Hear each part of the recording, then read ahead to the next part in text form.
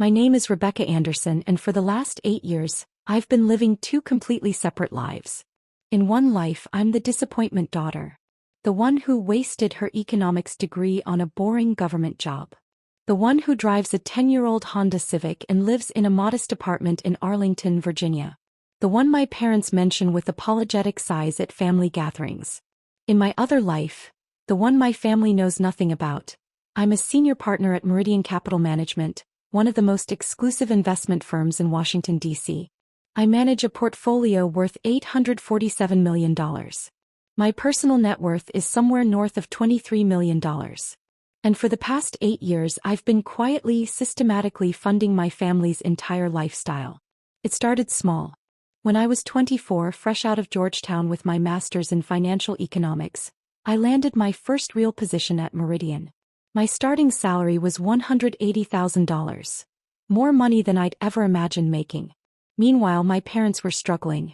Dad's construction business had taken a hit during the recession, and Mom's interior design company was barely breaking even. So I helped. Anonymously at first. A wire transfer here, a payment there. Their mortgage was $3,200 a month, and I started covering it through an LLC I'd set up. When their car broke down, I arranged for a dealer promotion that covered most of the replacement cost. When my younger brother Marcus needed tuition for his MBA program, I funded a scholarship through my firm's charitable foundation. I told myself I was being strategic. I didn't want them to know about my success because I'd watched what money did to families. I'd seen clients whose children only called when they needed something. I'd witnessed bitter inheritance battles that destroyed decades of relationships. I wanted my family to love me for me, not for what I could provide.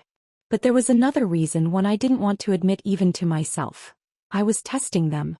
Every time I visited in my old Honda, every time I wore clothes from Target, every time I mentioned my boring government spreadsheets, I was waiting to see if they'd value me without the money. I was waiting for them to ask about my life, my interests, my happiness. I was waiting for them to see me. They never did. Instead, the comparisons started. My older sister Jennifer had married a successful orthopedic surgeon. They lived in a McMansion in Bethesda, drove matching Tesla Model XS, and posted endless vacation photos from Santorini and Bali. At family dinners, Mom would show me Jennifer's Instagram like I hadn't already seen it. This is what success looks like, Rebecca. Jennifer made something of herself. My brother Marcus had used his MBA, the one I'd secretly funded, to land a position at a tech startup. When the company went public, he made $2.3 million. He bought a Porsche Taycan and a condo in Georgetown. Dad called him the family's success story right in front of me. I was the cautionary tale. The one who'd settled. The one who'd given up. The one who was almost 32 and still single, still driving that Honda, still living in that small apartment.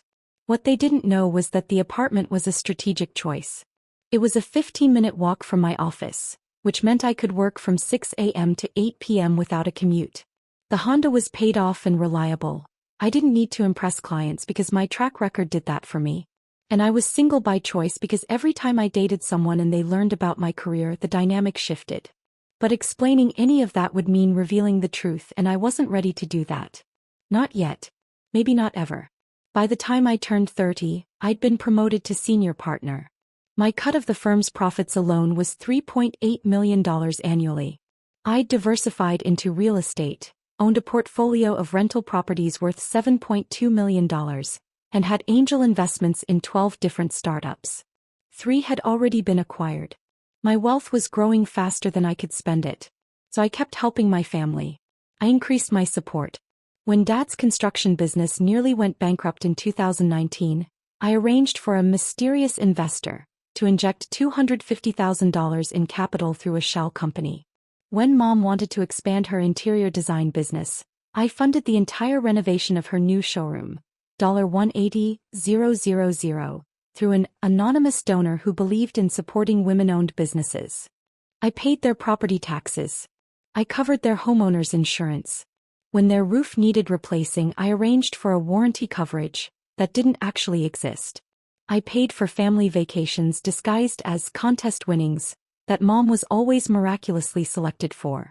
Over 8 years, I calculated that I'd transferred $847,000 to my family. Almost $1 million. And they had no idea. Instead, they criticized me.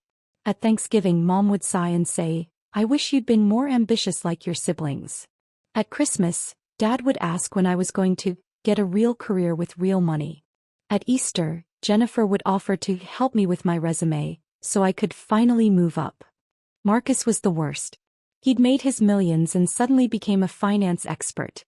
He'd lecture me about investment strategies I'd literally written white papers on.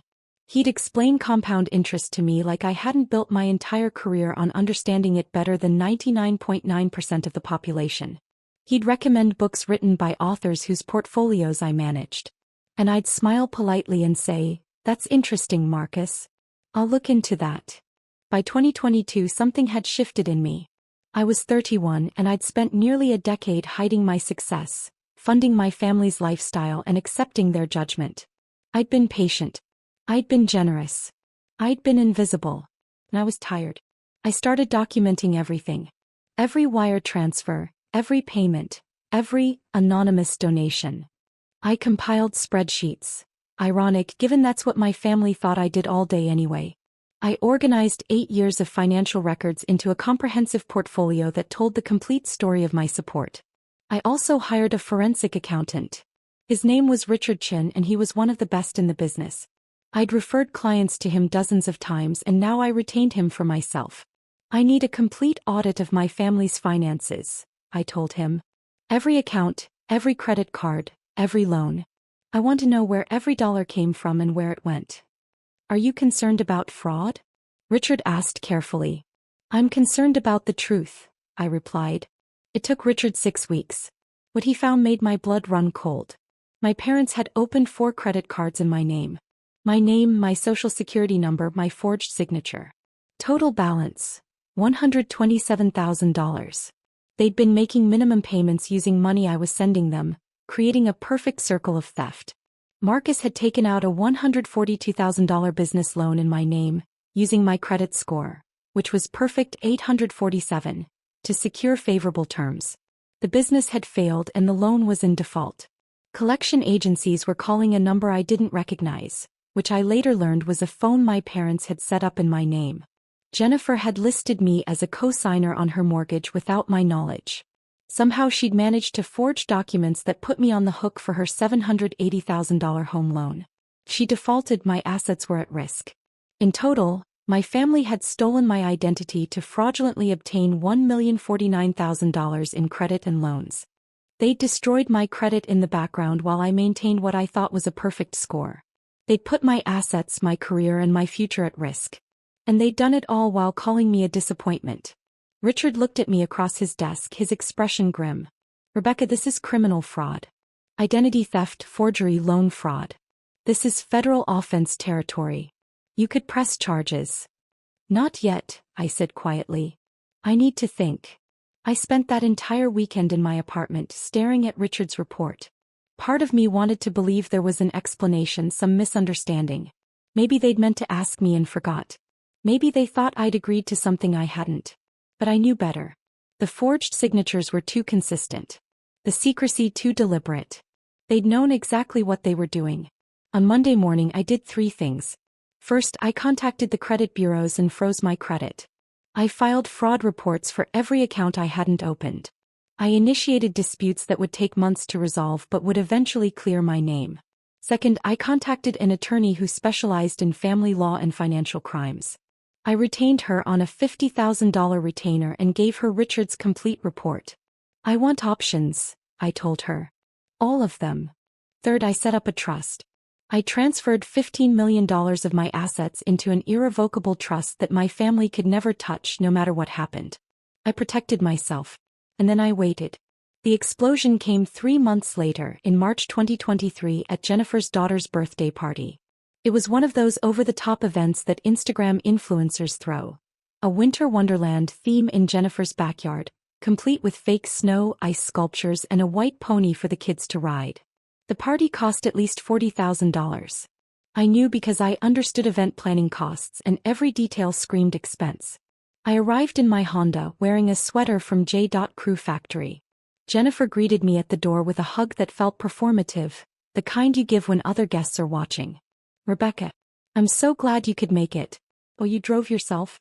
I thought maybe you'd Uber since parking is tight, but I guess that's not in your budget, right? I smiled. The Honda fits fine. The party was full of Jennifer's friends, all of them in that upper-middle-class bubble where success is measured by visible consumption. The women compared their Cartier love bracelets. The men discussed their golf club memberships. The children wore designer clothes that cost more than my entire outfit. I found my parents holding court near the dessert table. Mom was telling a story about Jennifer's recent kitchen renovation. $95,000, all Viking and Sub-Zero appliances. Dad was laughing, his face flushed with pride. When Mom saw me, her expression shifted slightly. Not quite disappointment, but something close. The look you give someone you're vaguely embarrassed to be related to. Rebecca, honey, you look comfortable. Thanks, Mom. Jennifer was just telling us about her promotion. She's now the head of nursing at Johns Hopkins. Isn't that wonderful? That's great, Jen. Marcus arrived late, pulling up in his Porsche with a roar that turned heads. He bounded over to our group, all energy and confidence. Sorry I'm late. Client meeting ran long. You know how it is when you're closing a major deal. He didn't know how it was. I closed deals worth more than his annual salary every single week. But I nodded politely. The afternoon progressed. I watched my family in their element, surrounded by the wealth and success they'd built. Much of it unknowingly on the foundation I'd provided. I watched them network, name-drop, and perform their prosperity. And I felt nothing. That evening, I was helping clean up in the kitchen when I overheard my parents talking in the dining room. They didn't know I was there. I worry about Rebecca, Mom said. She's 31 now, and she hasn't achieved anything. No husband, no house, no career prospects. She made her choices, Dad replied. We offered to connect her with people, but she insisted on that government job. Some people just don't have ambition. And she never helps the family financially. Jennifer and Marcus contribute to family events, but Rebecca just shows up empty-handed. My hands stopped moving. I stood frozen, holding a stack of plates, listening to my mother describe me as someone who never helps financially. I had given them $847,000. I had paid their mortgage for 8 years. I had saved Dad's business. I had funded Mom's expansion. And they thought I never helped. I set the plates down carefully, very carefully, because I didn't trust myself not to throw them. I walked out of the house without saying goodbye. I sat in my Honda in Jennifer's driveway for 20 minutes, my hands shaking on the steering wheel. This was the moment I'd been avoiding for 8 years. The moment when I had to decide. Do I keep hiding? Do I keep funding their lifestyle while they judge mine? Do I keep being invisible? Or do I step into the light? I drove home and spent the entire night reviewing Richard's forensic report, my attorney's analysis, and my own financial records. I compiled everything into a comprehensive document that told the complete story. My secret success, my years of support, and their financial fraud. On Monday morning, I called a meeting with my attorney, Sarah Martinez. I'm ready, I told her. I want to cut off all support, file fraud charges, and protect my assets completely. Sarah nodded. This will destroy your relationship with your family. You understand that. They destroyed it first. I'm just making it official. We spent the next 2 weeks preparing. Sarah filed fraud reports with federal authorities. We documented everything for potential criminal prosecution.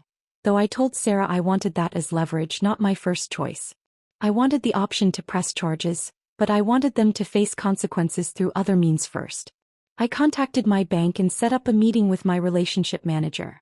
I need to cancel all automatic transfers to these accounts, I said, handing her a list. Effective immediately. These have been running for 8 years, Ms. Anderson? Yes. They're ending now. May I ask why? Just for our records. They're no longer needed, I said simply. I also contacted my LLC administrator and dissolved the shell companies I'd used to fund my parents' business and Mom's showroom. I withdrew from every trust, every anonymous donation, every scholarship fund. Finally, I did the hardest thing. I withdrew the $847,000 trust I'd established for my parents' retirement. They didn't know about it. It was my backup plan, my safety net for them when they got older. I'd been planning to surprise them with it someday. Now I moved every dollar into my own protected accounts. By the end of the second week, I dismantled 8 years of financial support in 14 days. Every payment, every donation, every safety net, gone. And then I waited for them to notice. It took 72 hours. On Thursday evening, I was at my apartment reviewing briefing documents for a Friday meeting when my phone rang. Mom's name lit up the screen. I let it ring twice before answering. Hello. Rebecca. Mom's voice was shrill, panicked. What did you do? What did you do to us? I leaned back in my chair, my voice calm. I'm not sure what you mean. The mortgage payment bounced. The bank called saying our automatic payment was declined. And Dad's business account. The investor withdrew everything. Rebecca, what is happening? I'm still not following, Mom. Don't play dumb. The bank said the payments were coming from some LLC and now they've stopped. Do you know anything about this? I paused for a long moment. Actually, yes. I know everything about it. Silence on the other end. Mom, do you remember the conversation I overheard at Jennifer's party? About how I never help financially? What? You told Dad I never contribute to the family. That I show up empty-handed. That I have no ambition and no success. Rebecca, I didn't mean. Let me tell you what I've actually been doing for the past 8 years. My voice was steel now. I've paid your mortgage. Every single month. $3,200 76 times. That's $307,200. I've paid your property taxes. Your homeowner's insurance. Your utility bills. I've covered car repairs, medical copays, and vacation packages you thought you won. I heard her breathing, rapid and shallow.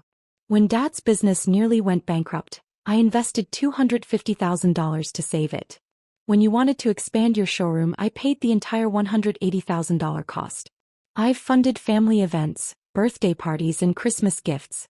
Over 8 years, I've given this family $847,000. That's not possible. You don't have that kind of money. Actually, Mom, I'm a senior partner at Meridian Capital Management. I manage a portfolio worth $847 million. My personal net worth is $23 million. I've been successful beyond anything you imagined. I just chose not to tell you. Another silence, longer this time. But why would you hide that from us? Because I wanted to know if you'd value me without it. And I got my answer at Jennifer's party. You don't value me. You're embarrassed by me. You think I'm a disappointment. Rebecca, no. Also, Mom, I hired a forensic accountant.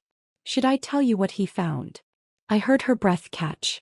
4 credit cards in my name that I didn't open. Balance. $127,000. A business loan Marcus took out using my identity. $142,000. And Jennifer's mortgage, which lists me as a co-signer on forged documents. $780,000. In total, my family committed $1,049,000 in identity fraud against me. We were going to tell you. You committed federal crimes. Identity theft, loan fraud, forgery. I have documentation of everything. My attorney has already filed initial fraud reports. Would you like to know what the penalties are for identity theft? Rebecca, please. We're family. Family. I laughed and it sounded bitter even to me. Family doesn't steal. Family doesn't forge signatures. Family doesn't commit fraud and then call the victim a disappointment. What do you want? I don't want anything, Mom. I've already taken everything back. Every payment is cancelled. Every trust is dissolved. Every anonymous donation has ended. You're on your own now. You can't do this to us. The mortgage is due in 2 weeks. Then I suggest you pay it. You're both employed. You have income. Figure it out the way everyone else does. But we can't afford. You could afford it before I started helping. You can afford it again now. Rebecca, please. Let's talk about this. Come to dinner this weekend and we'll... No. What? I said no, Mom. I'm done. Done hiding, done helping, and done being your disappointment daughter while secretly funding your lifestyle. Your father needs to talk to you. Put him on. There was fumbling, muffled conversation. Then Dad's voice, tight with anger. Rebecca, your mother is very upset. I don't know what you think you're doing, but this is unacceptable. What's unacceptable, Dad, is that you committed identity theft. What's unacceptable is that you called me unambitious while I was paying your bills. What's unacceptable is that you let me be the family scapegoat when I was the one holding everything together. We didn't ask for your help. You didn't ask, you just took. Literally. You opened credit cards in my name. You forged my signature. You stole my identity and destroyed my credit while I was actively giving you hundreds of thousands of dollars. We had no choice. We were drowning. You had choices, Dad. You could have asked me for help. You could have valued me instead of judging me. You could have treated me like a daughter instead of a disappointment. This is emotional manipulation. No, Dad.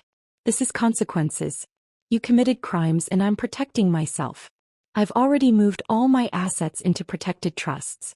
I've filed fraud reports. And I've retained an attorney who specializes in financial crimes. If I choose to press charges, you're looking at federal prison time.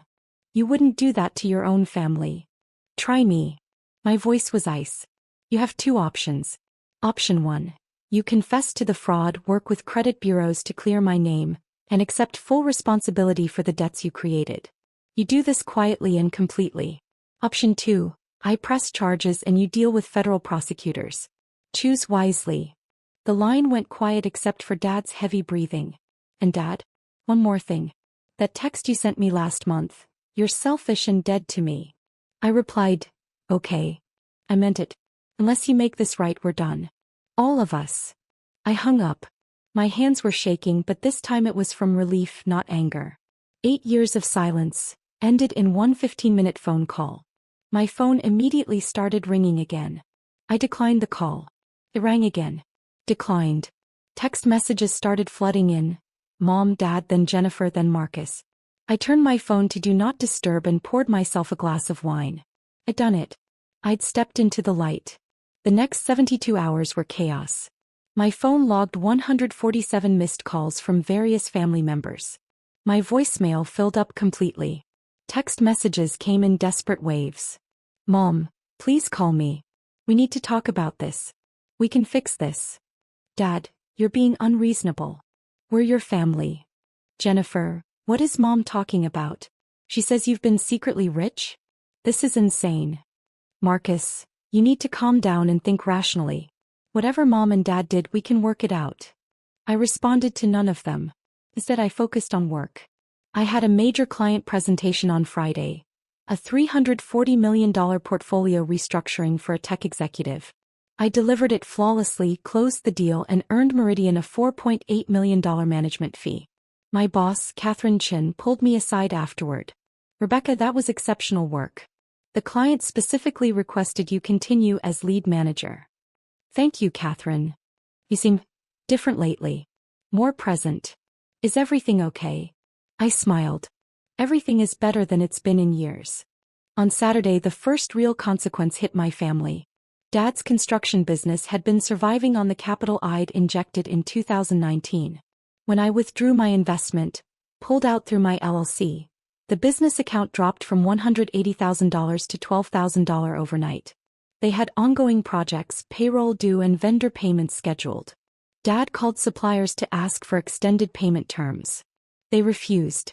He tried to get a business line of credit, but his credit score, destroyed by the fraudulent loans he'd taken, meant denials everywhere. By Monday, he had to lay off half his crew. Mom's interior design business faced similar problems. The showroom renovation I'd funded had been her big expansion move. Now the lease payment was due, $8,500 a month, and she didn't have the client base to support it. The anonymous donor who'd paid for everything had disappeared. She called 3 times on Monday alone. I didn't answer. On Tuesday, Jennifer showed up at my apartment. I watched her through the peephole, deciding whether to open the door. She was wearing Lululemon and holding a Starbucks cup, her face tight with stress. I opened the door. We need to talk, Jennifer said, pushing past me into the apartment. Hello to you too, Jen. She spun around and I saw she'd been crying. Is it true? Everything Mom told me? You've been secretly rich this whole time. I've been successful, yes. And you've been paying for everything? For years. Yes. Why didn't you tell us? I stared at her. Why didn't I tell the family that constantly judged me, pitted me, and treated me like a failure? Why didn't I reveal my success to the people who called me unambitious? Gee, Jen, I wonder. That's not fair. You put me as a co-signer on your mortgage without my knowledge. You forged documents that made me financially liable for your $780,000 house. How is that fair?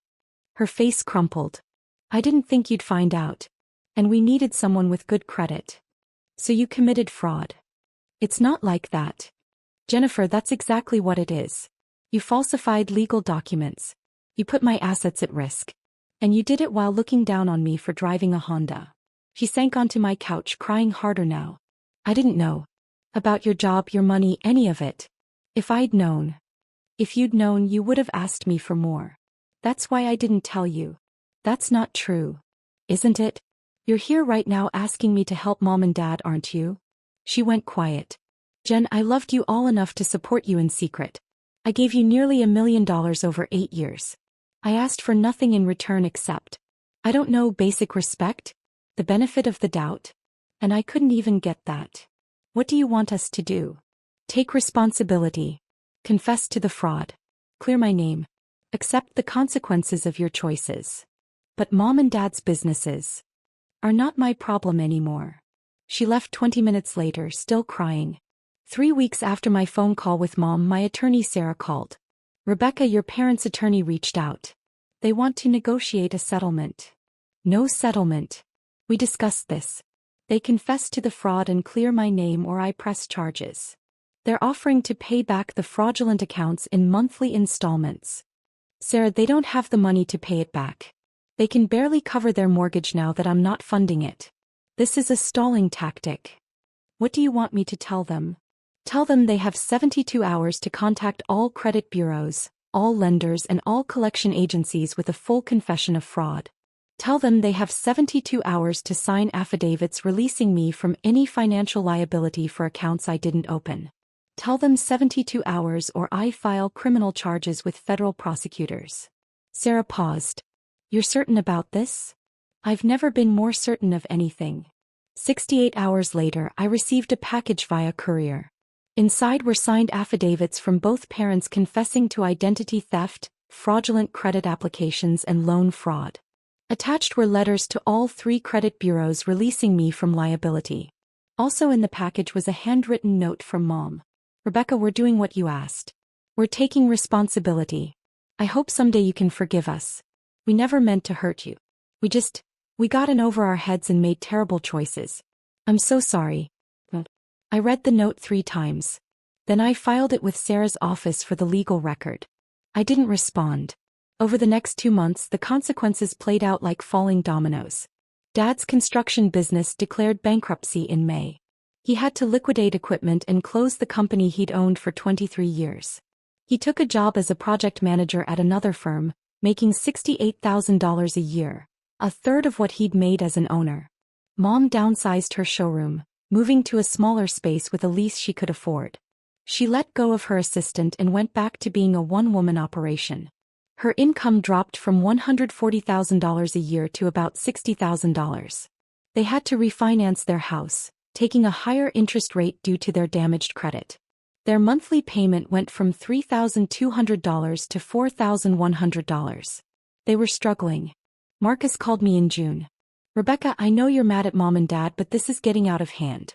They're really suffering. They committed crimes, Marcus. Against me. And you took out a $142,000 loan in my name. You're hardly innocent here. I thought you'd agreed to co-sign. You forged my signature. I have the documents. Should I send them to you? He went quiet. Marcus, you made $2.3 million when your startup went public. You drive a Porsche. You live in Georgetown. Why aren't you helping them? That's different. No, it's not. You have money. They need money. Your family. Help them. But I have my own expenses. Exactly. So did I. But I helped anyway for 8 years while you all judged me. Now it's your turn. I hung up. In July, Jennifer's marriage hit the rocks. Apparently, the financial stress of their lifestyle, the mortgage I was no longer secretly helping with, the credit card debt they'd accumulated, had created friction. They separated. By August, she'd filed for divorce. She left me a voicemail. I hope you're happy. My life is falling apart and you don't even care. Some sister you are. I didn't respond to that either. It's been 6 months since I cut off my family. My life has changed completely. I'm no longer hiding. I drove my Honda to the dealership and traded it in for a Tesla Model S, Arctic blue, fully loaded. I moved from my modest Arlington apartment to a penthouse in the Wharf with Potomac River views. I started dating again openly as someone with success and wealth. At work I'm thriving. Catherine promoted me to managing partner. My portfolio is now worth $1.2 billion. I hired an assistant. I joined the board of directors for 2 nonprofits focused on financial literacy and women in finance. I'm living openly as myself for the first time in 8 years. My family has tried to reconnect. Mom sends birthday cards. Dad texts occasionally with neutral updates about the weather or sports. Jennifer sent a long email in September apologizing for everything and asking if we could start over. I haven't responded to any of it. Not because I'm cruel, but because I'm protecting the version of myself I finally found. The version that doesn't shrink to make others comfortable. The version that doesn't hide success to avoid judgment. The version that won't be exploited. Last week I got a letter from Mom. A real letter handwritten on nice stationery. Rebecca, it's been 6 months. I understand why you cut us off. We failed you in every possible way. We judged you, exploited you, and hurt you. We committed crimes against you. And then we acted like you were the problem. I'm not asking for forgiveness. I'm not asking for money. I'm not asking for anything except the chance to tell you that I'm proud of you. I always should have been proud of you. You built an incredible career. You achieved extraordinary success. And you did it while supporting a family that gave you nothing but criticism in return. You deserved better from us. You deserved parents who celebrated you, not ones who diminished you. I can't change the past, but I want you to know that I see you now. Really see you. I love you, Mom. I read the letter sitting in my penthouse, watching the sunset over the Potomac. I cried for the first time in 6 months. But I still didn't respond. Maybe someday I will. Maybe someday I'll be ready to let them back into my life, to build something new from the ashes of what burned down. But not today. Today I'm simply living as myself. Rebecca Anderson, senior partner at Meridian Capital Management. Rebecca Anderson, who manages over $1 billion. Rebecca Anderson, who drives a Tesla and lives in a penthouse and doesn't apologize for her success. Rebecca Anderson, who learned that sometimes the most powerful thing you can do is say, okay, and walk away. My phone buzzes. It's Catherine. Board meeting at 9 a.m. Big new client. $500M portfolio. Your lead. Congratulations. I smile and text back, I'll be there. I pour myself a glass of wine and stand at the floor-to-ceiling windows, looking out at the city lights. Somewhere out there, my family is struggling with consequences they created. Somewhere out there, they're learning that actions have cost. And somewhere in here, in this penthouse I earned, in this life I built, in this success I no longer hide, I'm finally free. My dad texted, "You're selfish and dead to me." I replied, "Okay." And I've never been more at peace.